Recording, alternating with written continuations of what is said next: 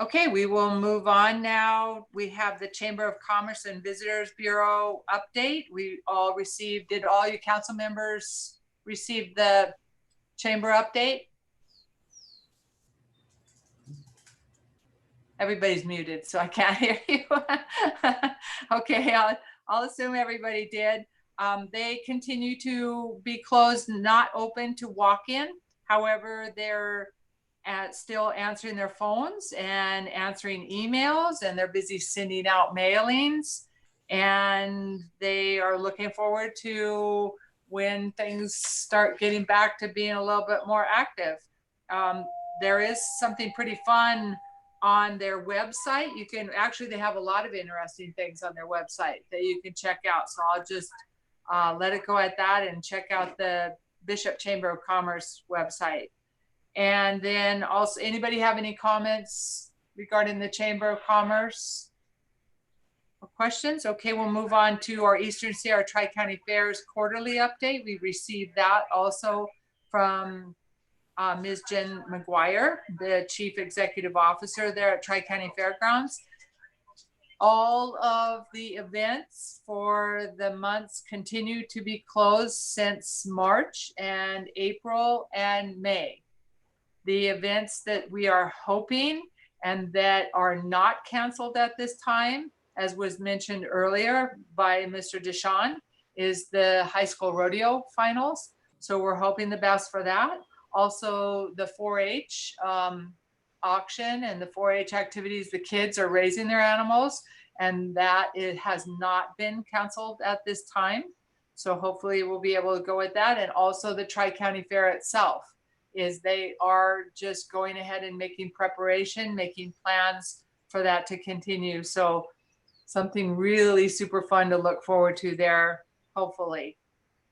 Any comments or questions on Tri-County Fair report from anybody? I've made this comment. Sorry, go on, Karen. Go ahead, Stephen. Oh, I was just gonna say I made a comment to Jen that I hope they do a drive-in. That'd be fun. Everybody's already in their car anyway, so. I don't know if Jen is eligible to any of the government assistance that's out there, but I'm hoping that the fairgrounds is applying for the PPP loan and the emergency disaster loan and all those federally funded programs that are hard to get, but still out there. Yeah, absolutely. Yeah, thank you for mentioning that. They are, everybody's laid off. Jen is working volunteer. She has a friend who's visiting her, staying here and helping her. And that's the extent of the two of them are getting a lot of work done. Greg and I volunteered, so we actually will be showing up, and I think we're put on weed patrol. So be careful what you volunteer for, right? Anyway, no, it'll be a little bit more than just weeding, but we're happy to help out. And yeah, hopefully they're able to get some assistance for sure. Anybody else? Yeah, Chris, I'm hoping that we get to do the fireworks show, that things have calmed down enough to get together for that. And I was thinking if we do, we should put as much stuff in as we can. I was thinking set up a little fishing derby while we're there, have an Easter egg hunt, just try and catch up on all the stuff we've missed. So that's my yeah, it's being talked about for sure, making it a huge celebration, right? Yeah, we'll all be ready for a big celebration by 4th of July for sure. Well, we are now, but by then for sure. Anybody else on the Tri-County Fair? Okay, we'll move on to our consent calendar. And the consent calendar contains things that are considered routine, so we act on them by one motion. Does anybody have any questions or comments? Robin, did we receive any public comments at all? No. Okay, thank you. Anybody care to make a motion to approve, please? I'll make a motion. Oh, sorry. Go ahead, Stephen. I'll make a motion that we approve the consent calendar as is. And I'll second it. Okay, thank you. And the vote, please? Councilmember Mahovey, Yes. Councilmember Ellis, Councilmember Schwartz, Yes. Mayor Pro Tem Costello, Yes. Mayor Smith. Yes. Thank you. Motion passes 5-0. Okay, thank you very much. Moving on to our new business. Item A, we have Willow and Rose Street ramps construction contract amendment. On to our Public Works Department. Mr. Deshawn, please.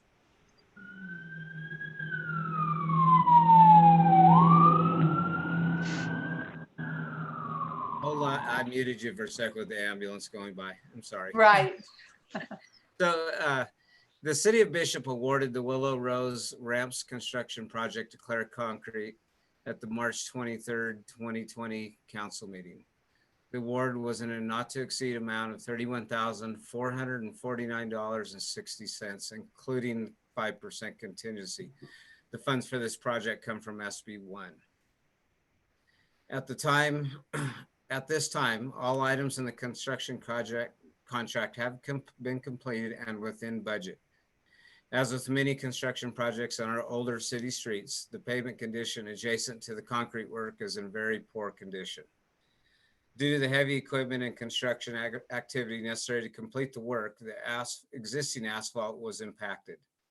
Because Claire Concrete will be doing minor paving that was with the contract, it makes economic sense to have them pave an additional 800 square feet impacted by the project. The additional cost of the paving is $4,000. The budget impacts. The total cost of the original contract is $28,760, which is $2,690 below the authorized expenditure amount. This amendment would increase the not to exceed amount by $1,370 for a total of $32,819.60. We have the funds and they're available in the gas tax. And as we remember that those can only be spent on street improvement projects. City Attorney Pucci has reviewed this item and finds that the recommended action complies with the law. So Public Works recommendation is approved the execution of the contract amendment with Claire Construction for additional paving and authorize the expenditure of up to $32,819.60. Okay, great. Thank you very much. Anybody have any questions regarding this item? Any comments? Since we have the money and it's going to make the job complete and it's only a small amount, I think it's a great idea to do it right. Thank you. I appreciate that. We tried as hard as we could to cut something little out and keep it under that original contract amount, but there's no way to do it. We got out, we're, like I said, almost $3,000 less than we originally contracted for. And so in this kind of amendment, do we not have to include a 5% contingency, or is we just know that it's going to be 4,000 and that's it? So, typically the way we've done them in the past is just the amount of the lump sum item, say the paving. We're just extending it by that much without any additional contingency. Okay. It's a good point you brought up, Councilman Mahovey, is 5% contingency is on a construction project is really small amount of money.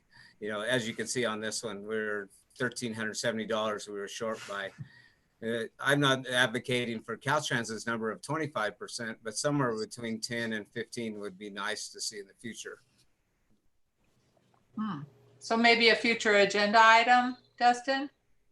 Yeah, I would think I could talk with Dean and Mr. Phillips, and we could put together an agenda item to raise contingency on construction projects.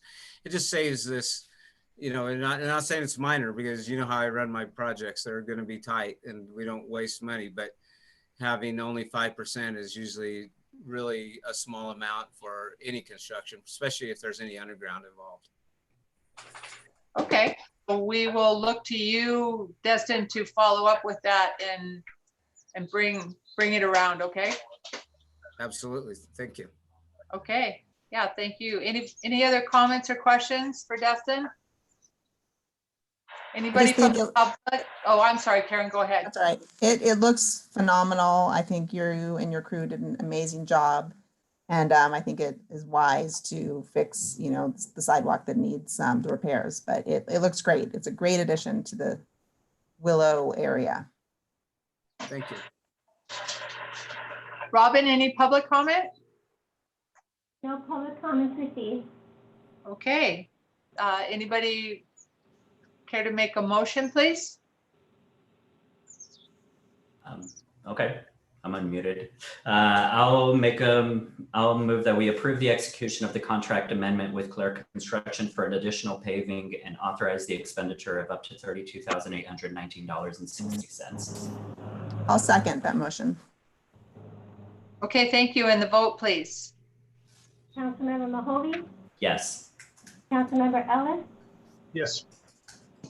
Councilmember Schwartz, Yes. Mayor Pro Tem Costello, Yes.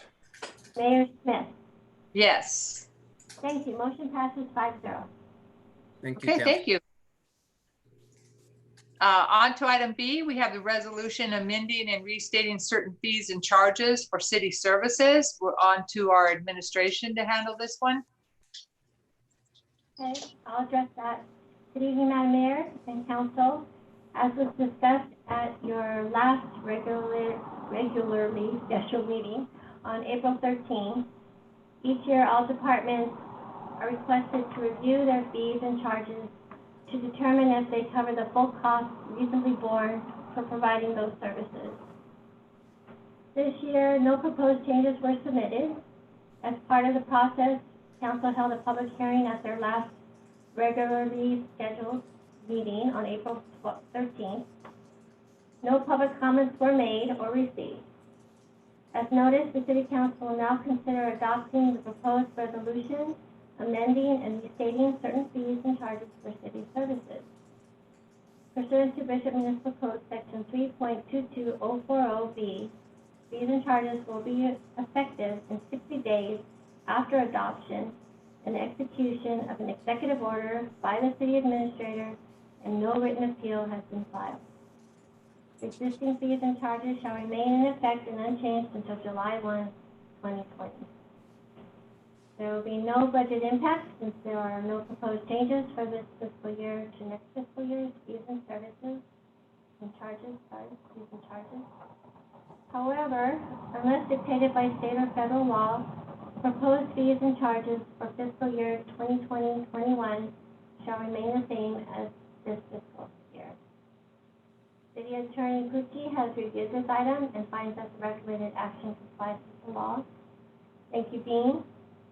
Unless council should have any further questions for me, staff would like to recommend that council make a motion to approve and adopt the proposed resolution by title only.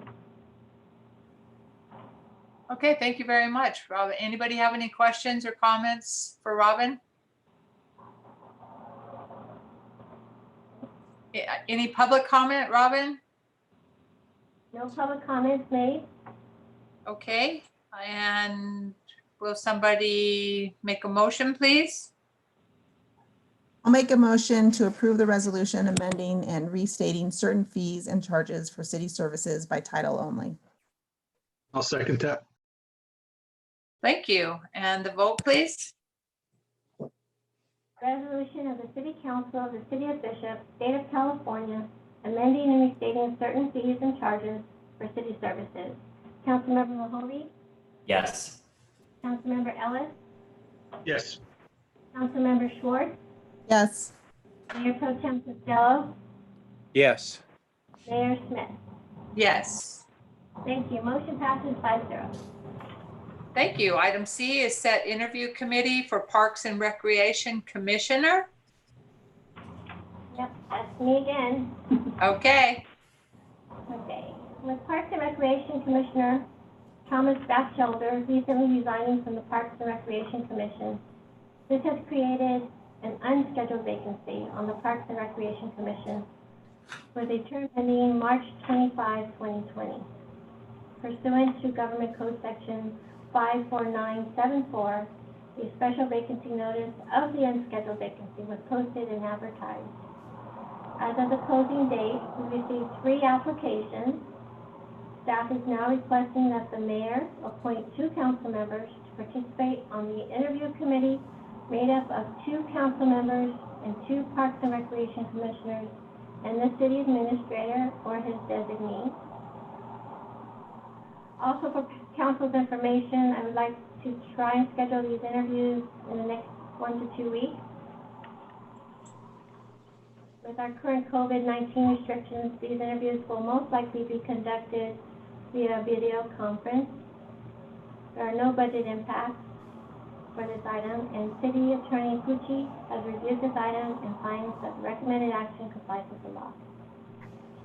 Therefore, although no motion is required, staff recommends that the mayor appoint at least 2 council members tonight to serve on the interview committee to fill the unscheduled vacancy with a term ending March 25, 2024.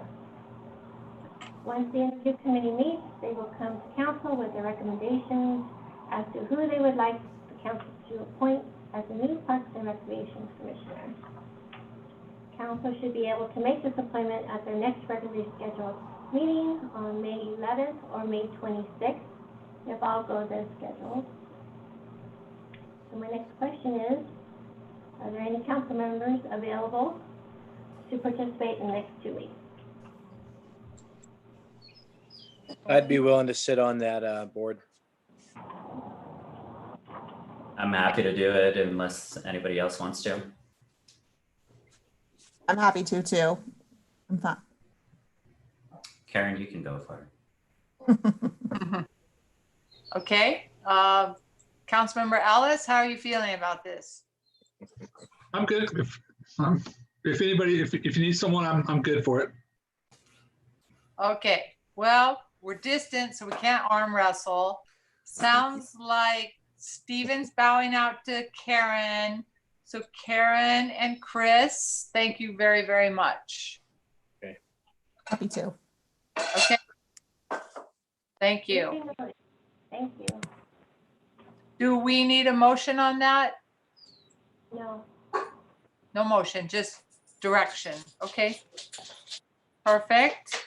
Then we'll move on to item D, and that's Parks and Recreation Commission again. And I imagine that's back to you, right, Robin?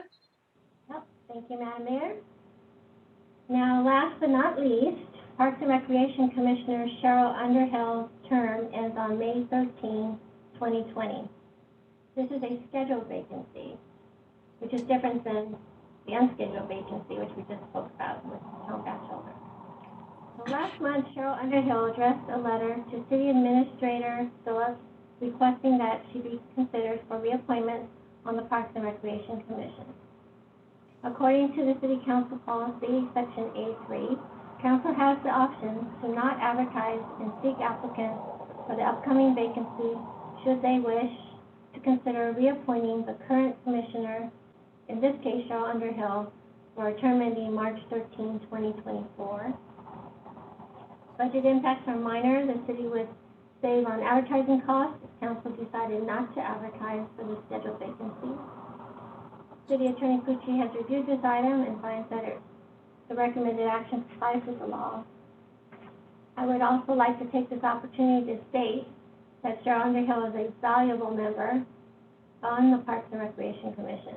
She is an active participant on the commission and is also very active in our community. I would also like to give Community Services Manager Dan McElroy, if you want to unmute yourself, a chance to comment on Cheryl Underhill's participation on the Parks and Recreation Commission. Dan, any comments? Good evening once again, Council. Can you hear me, Robin? I can hear you, Dan. Over the last several years, I think up to 6 years, I've got to work with her on our Parks and Rec Commission. Cheryl works tirelessly to make sure that any issues or items from the public are brought to us. She is a good one and would love to see her back. Thank you.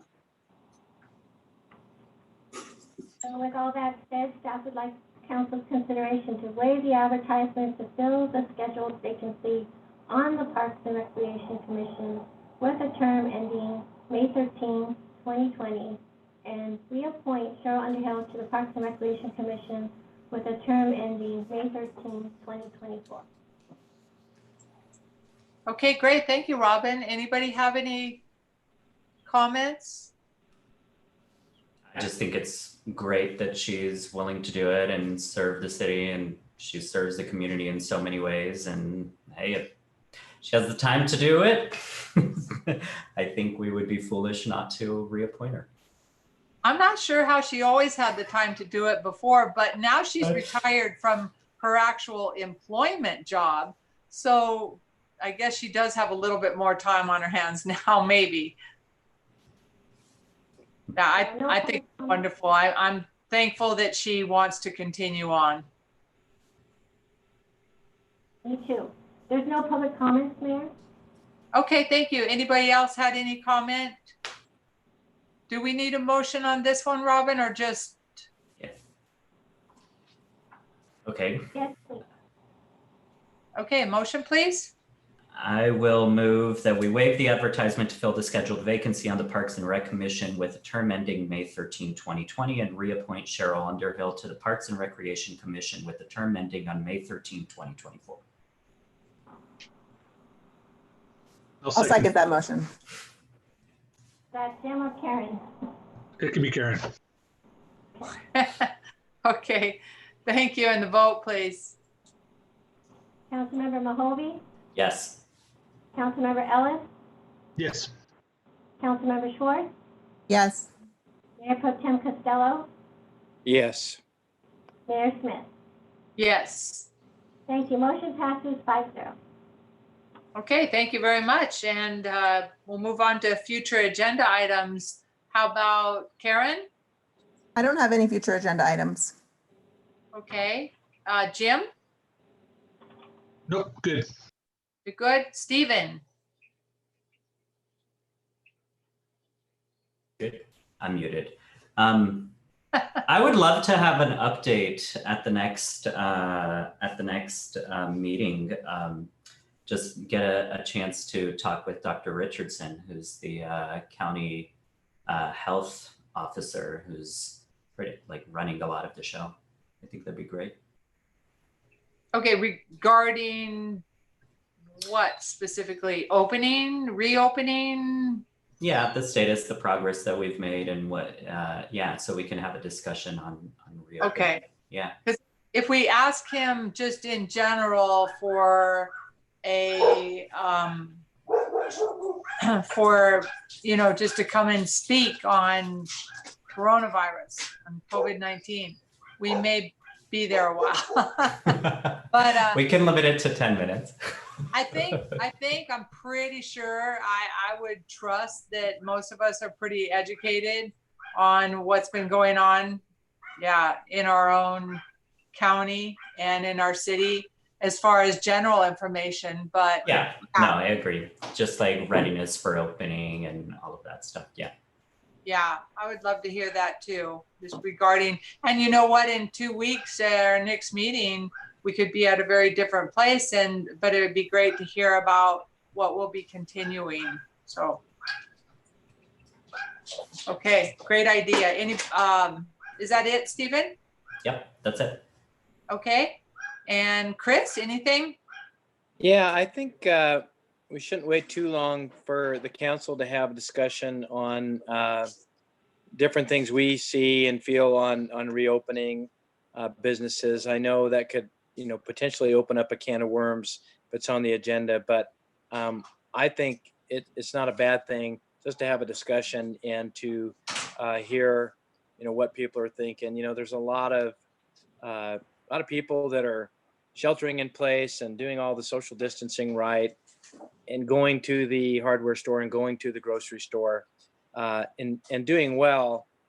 And a lot of people have noted that there's a lot of other stores that could do business as well, and people would follow those same precautions. So I'd like to see something like that, that we at least have on the agenda discussion about how we're going to reopen, or ideas about it anyway. Okay, well, as we discussed earlier, it's not a decision for us to make. Correct. But I believe when we're talking with our county health officer at the same time, we can offer him our opinions for sure. Yeah, and the fact though that, you know, the majority of the businesses probably in the county originate in Bishop, I think, you know, the county would be willing to listen to some of our input, and I think we'll have more of that if we're talking about it and have a consensus among the council that we can Right. pass to the counties. I believe probably at the same time that we have Dr. Richardson, we could just join those two topics together. And that's all I have. Okay, Karen, did you have something? Yes, I think on top of what Chris has recommended, which is great, maybe even working with Tani at the chamber on helping businesses be realistic on what reopening looks like, because it's not going to be what we were used to. At least I'm very much envisioning my business as being very different to what it was before we closed. You know, there's going to be staggered people, maybe time slots for coming into the gym. There's going to potentially be masks that people are going to be required to wear. There's going to be a lot of hand washing. So things that when I start to think about it, you know, I think, oh, that's such a drag. And I think we all need to wrap our head around, it is going to be a drag, but to be realistic in what reopening looks like and to have our local community remember that supporting these businesses means so, so much. And even though there's an added hassle factor because of the social distancing, at least we get to be open, but having businesses be realistic in knowing what that is going to look like. Okay, good. Thank you. That's a good perspective. Anybody else regarding that? Okay, Chris, did you have anything else? No, I'm good. Thanks. Good. Okay. I don't really have anything else either. I am looking forward to, I know it's already on our list. I'm looking forward to discussing the flavored tobacco potential ban. And I just think we're a little behind on that, but I'm looking forward to having discussions about it, further discussions on it. How about our council and committee reports? And start with you again, Karen, please. Yes. So last week I attended we had a special meeting for the Eastern Sierra Recreation Collaborative, and we were there. The different representatives from each jurisdiction were there, along with EOC representatives, and we met with the forest and we talked about their forest order that was cited in a lot of the public comment. And obviously, I cannot speak for our entire council, but I did speak as a council member. And, you know, they put the letter that the city had written in some of their reasoning why they were looking at closing the particular areas of the forest. And specifically in our region, it would be the Pine Creek Road and the Buttermilk Road. But they're also looking at, up in the Mammoth Lakes north of us, the Reds Meadow Road and the Lakes Basin area.